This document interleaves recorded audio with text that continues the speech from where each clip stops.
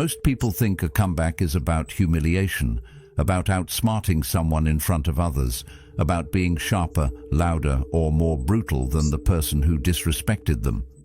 They believe that power lives in the perfect insult, the viral clapback, the moment that leaves the other person speechless. But if you look closely, that version of winning always costs you something. Your peace, your clarity, your dignity, your composure. Every time you react in anger, you don't rise above the chaos, you step inside it. And the Stoics understood this thousands of years ago. Real strength is not measured by how hard you strike back, but by how steady you remain when the storm hits. Think about the last time someone tried to provoke you. Your heart raced, your jaw tightened, your mind went loud. That feeling isn't power, that's being controlled. Marcus Aurelius reminds us that the best revenge is to be unlike the one who harmed you. That means mastering yourself before mastering any argument.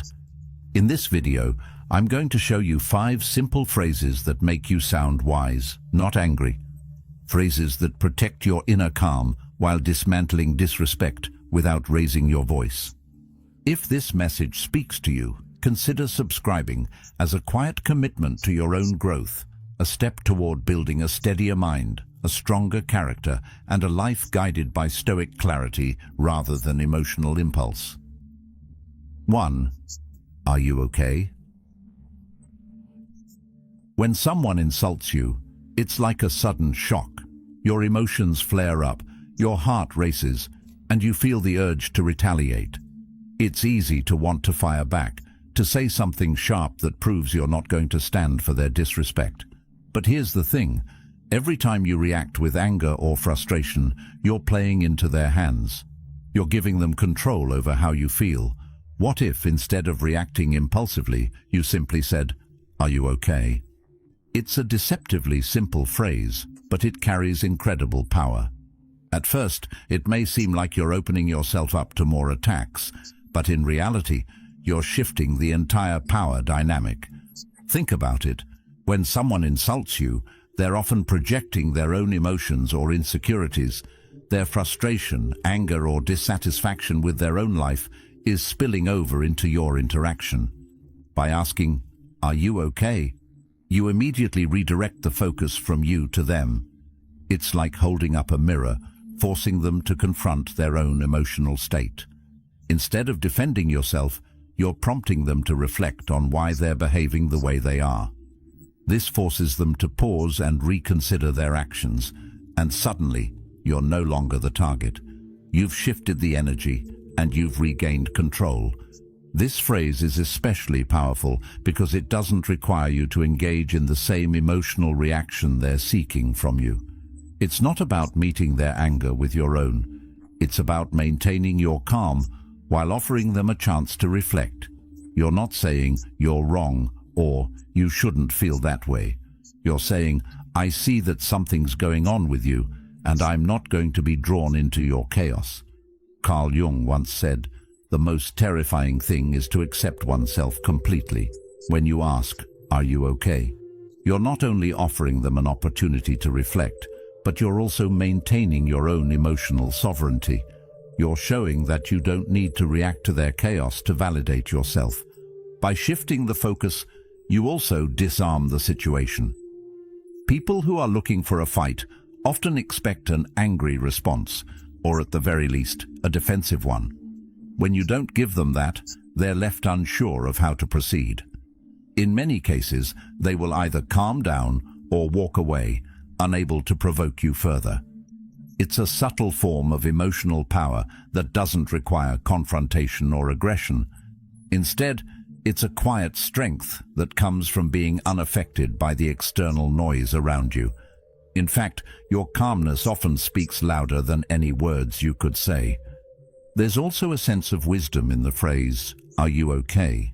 because it forces the other person to step outside their own emotional state. It's a gentle but firm way to disrupt their emotional cycle. They were expecting you to react with anger, to match their energy, but instead, you create a pause. This moment of silence can be powerful. It gives them a chance to think about what they've just said, and in many cases, it causes them to re-evaluate their words. They might even feel guilty for their behavior. The Stoic principle of apatheia, or the idea of remaining unruffled by external events, is key here. When you choose not to let their words disturb your peace, you're practicing apatheia.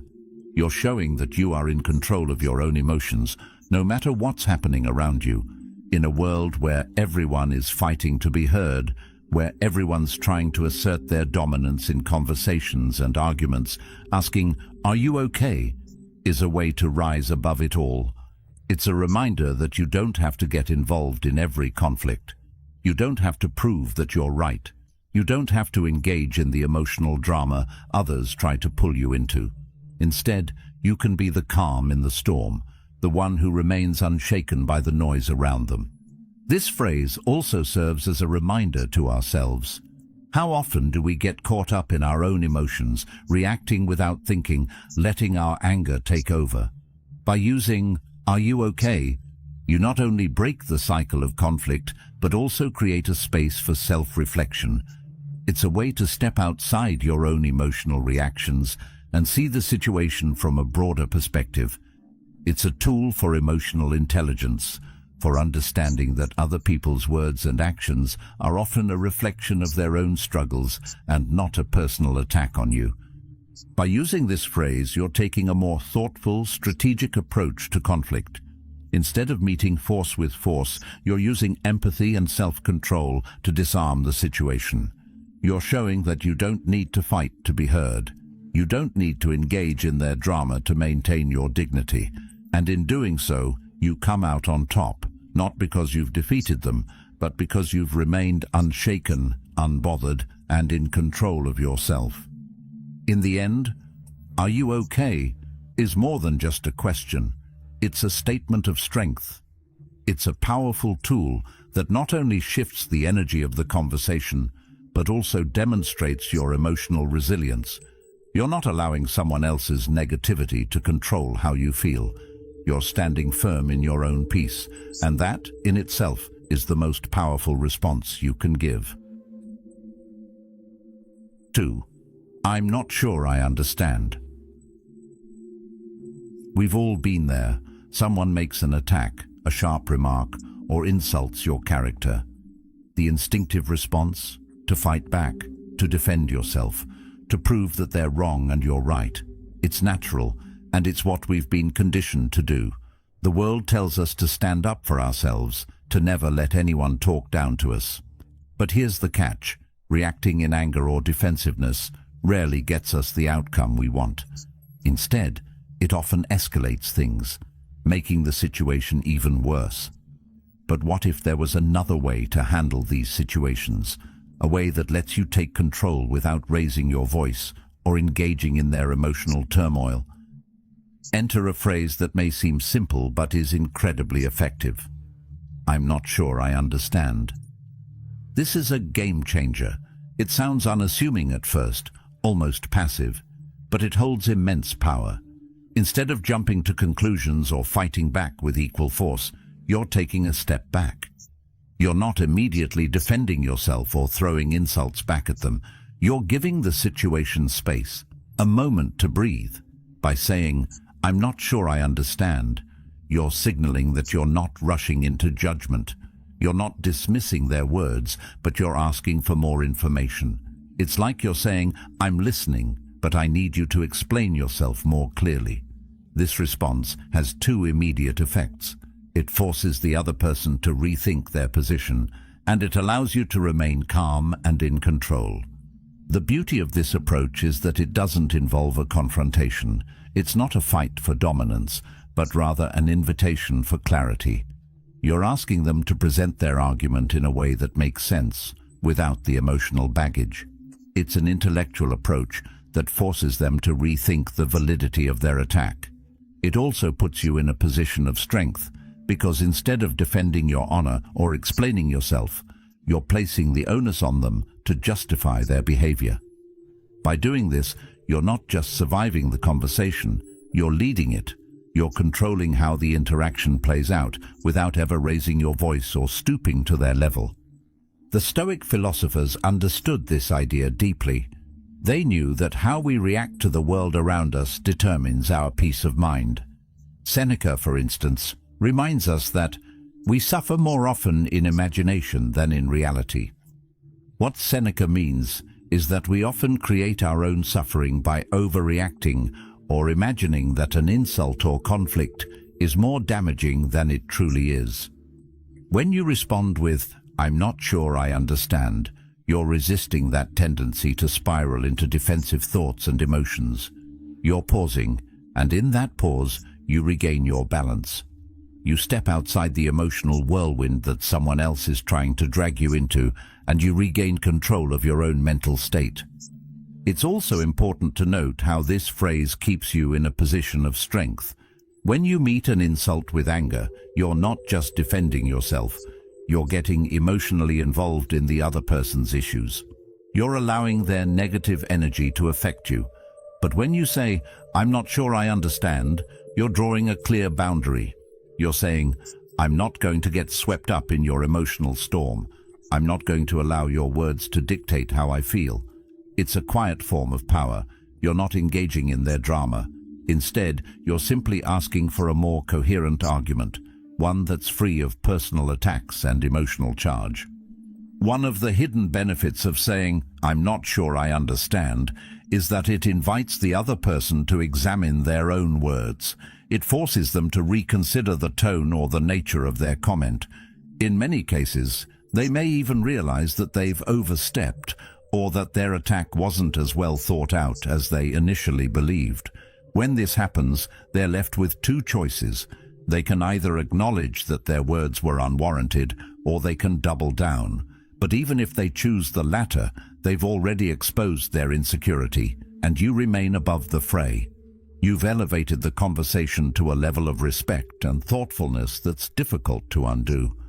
Let's take this back to the essence of it all: control. We often think of control as needing to change others, to force them to see things our way, or to make them apologize for their words.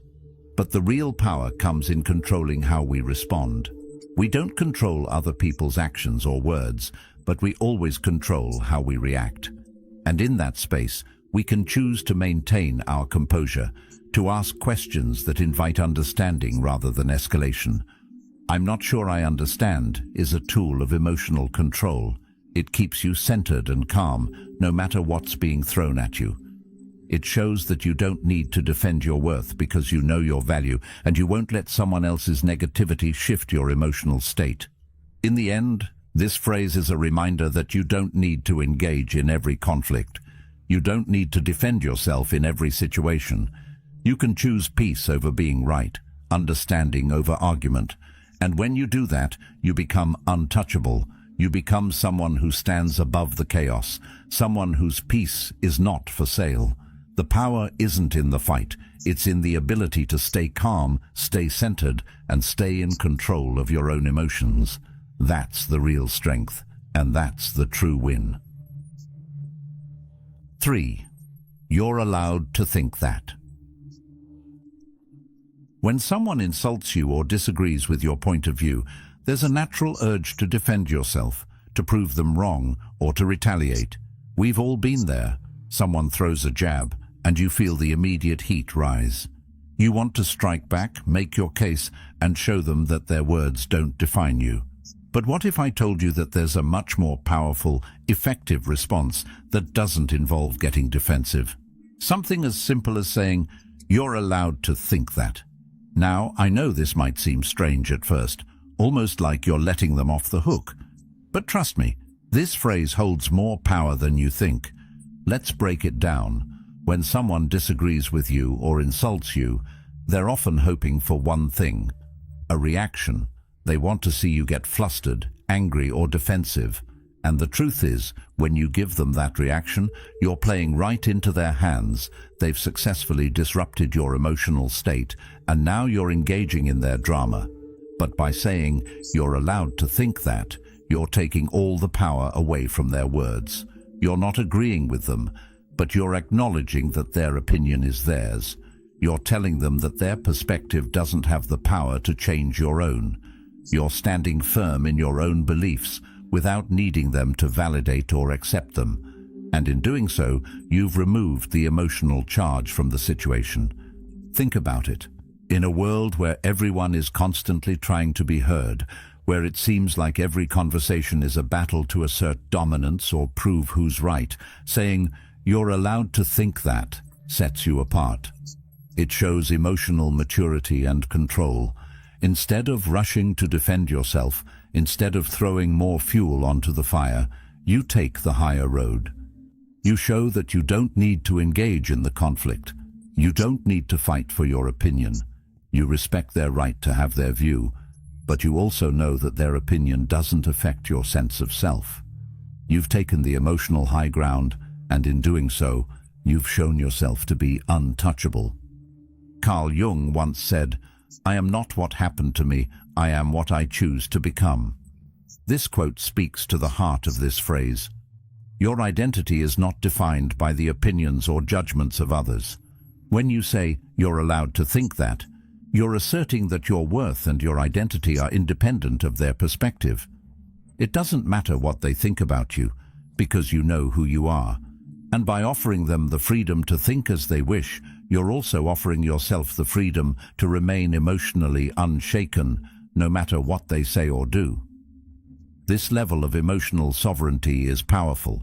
It frees you from the need for constant validation and allows you to maintain your peace, even in the face of criticism. In many ways, this phrase helps us practice emotional detachment. It's not about being cold or indifferent to others' opinions, but rather about recognizing that those opinions don't define you. The Stoics believed in the importance of apatheia, or the absence of emotional disturbance. It wasn't about suppressing emotions. It was about choosing not to be controlled by them. When you allow others the freedom to hold their views, you're practicing this principle. You're letting go of the need to control how others think of you, and in doing so, you preserve your own inner peace. It's easy to get caught up in the need to be right, to feel like we need to justify ourselves whenever someone disagrees with us. But when you say, "You're allowed to think that," you're taking away the need for justification. You're not fighting for validation. You're simply allowing the other person to have their opinion while remaining rooted in your own truth. This shows a level of confidence and maturity that most people don't have. It's the kind of strength that doesn't need to be loud or aggressive. It's quiet, steady, and powerful. And in a world full of noise, this calmness can be one of your greatest strengths.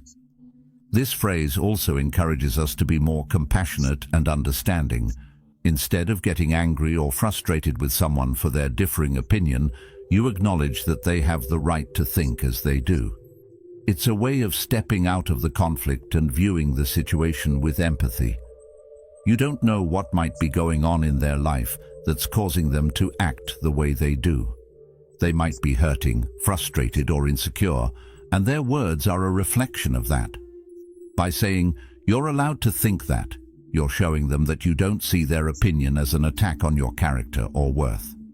You understand that they're entitled to their perspective, even if it's different from yours. This kind of empathy allows you to rise above the situation without getting emotionally entangled in it. In a way, saying, "You're allowed to think that," is an act of grace.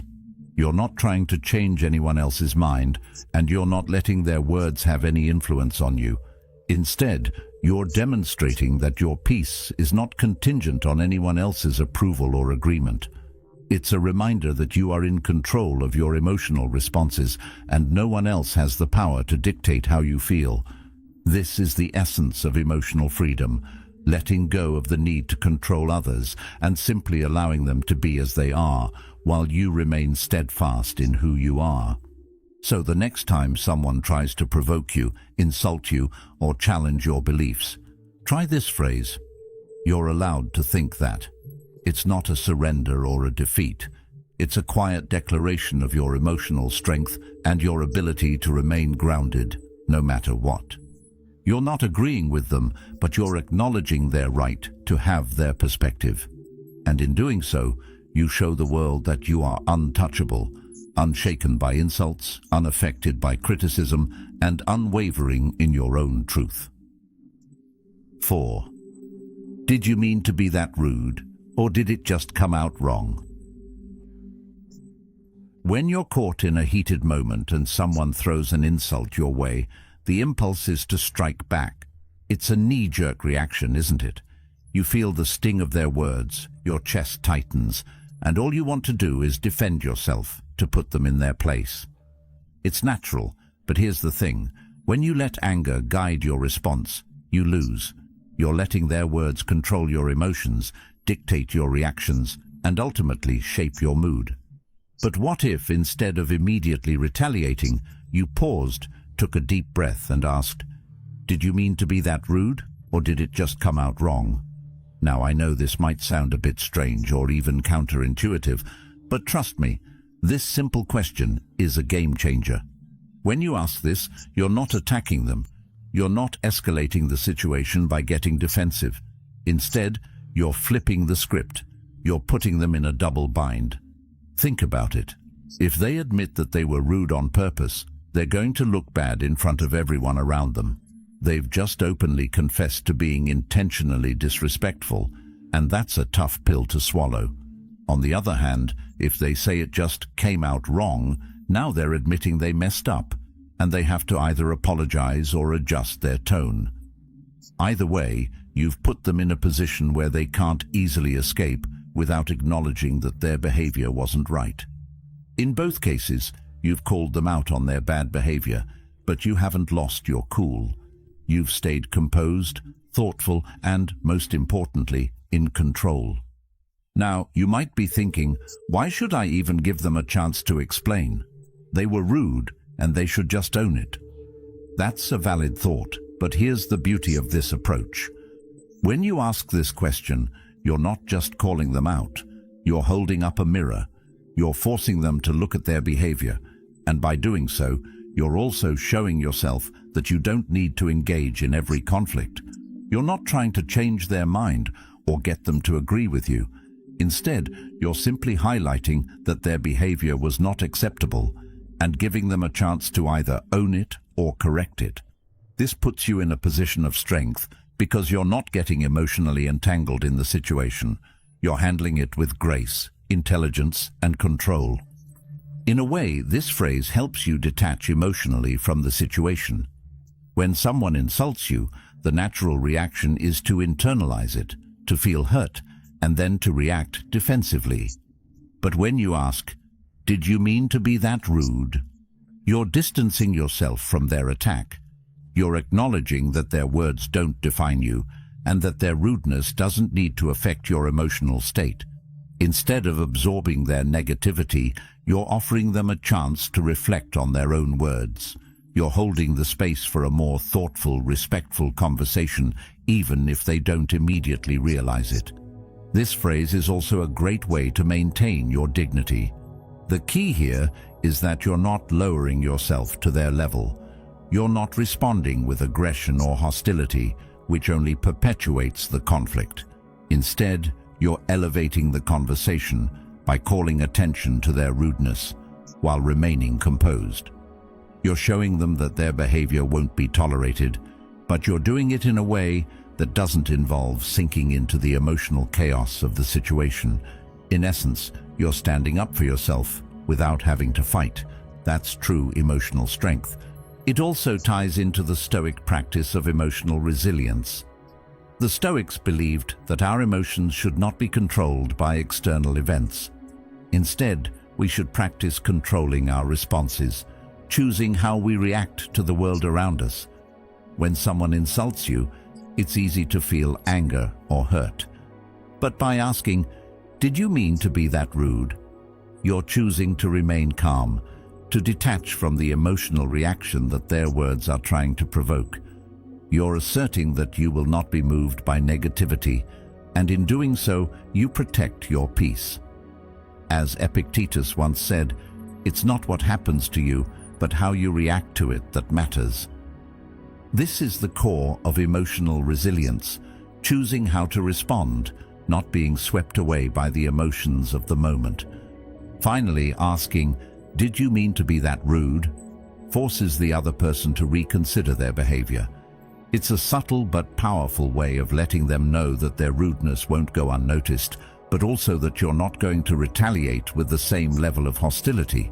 You're not attacking them, but you're not letting their words slide either. Instead, you're offering them the chance to fix the situation, to either apologize or rethink their approach.